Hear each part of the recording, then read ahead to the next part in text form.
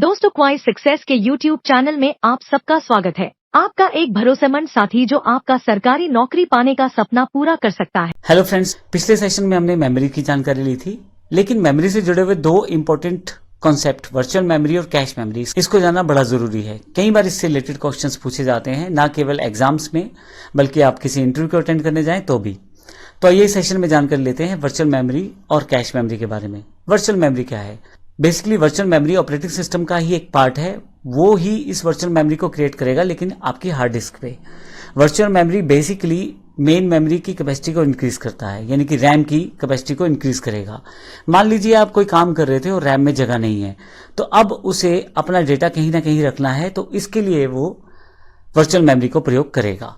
क्योंकि रैम की कैपेसिटी कम रहती है और इस कारण से बार बार बड़ी बड़ी प्रोसेस को चलाने के लिए बड़ा सारा डेटा स्टोर करना पड़ता है।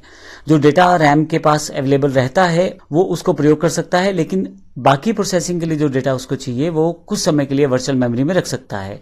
तो बार बार ये डेटा आदान प्रदान होता है मेन मेमोरी और वर्चुअल मेमोरी में, जिससे कि आपके पास एक अच्छी स्पीड भी अवेलेबल हो जाती है और कहीं ना कहीं रैम अपना प्रॉपर यूटिलाइज भी कर लेता है और सीपीयू कहीं ना कहीं इन सबके कॉम्बिनेशन को सेट करके आपकी वर्चुअल मेमोरी को इंक्रीज भी कर देता है, जिससे आपके कंप्यूटर की कार्य करने की स्पीड भी बढ़ जाती है। तो इसका अर्थ ये हुआ कि रैम को अगर किसी प्रोग्राम को चलाने में कैपेसिटी कम पड़ रही है तो फिर उस समय वो वर्चुअल मेमोरी का यूज कर लेगा, और वर्चुअल मेमोरी को आप डिसाइड कर सकते हैं अपने कंप्यूटर के ऑपरेटिंग सिस्टम के द्वारा।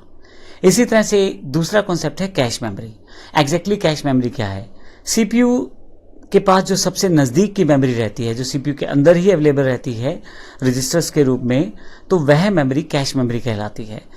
इसे सीपीयू मेमोरी भी कहते हैं। सीपीयू को जब डेटा सर्च करना है तो सबसे पहले वो इस डेटा को कैश मेमोरी में ही सर्च करेगा, और अगर किसी कारण से उसको कैश मेमोरी में डेटा नहीं मिलता है तो वह फिर रैम में सर्च करेगा, और अगर उसे रैम में भी वो डेटा नहीं मिलता है तो फिर वर्चुअल मेमोरी में उसे सर्च किया जाएगा या हार्ड डिस्क में उसे ढूंढा जाएगा।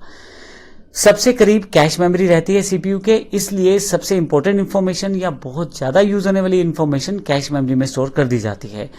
हालांकि इस मेमोरी का साइज बड़ा कम रहता है, लेकिन फिर भी बार बार रैम को रिक्वेस्ट करने के बजाय सबसे पहले सीपीयू जो है वो सीपीयू मेमोरी यानी कि कैश मेमोरी को एक्सेस करना पसंद करता है।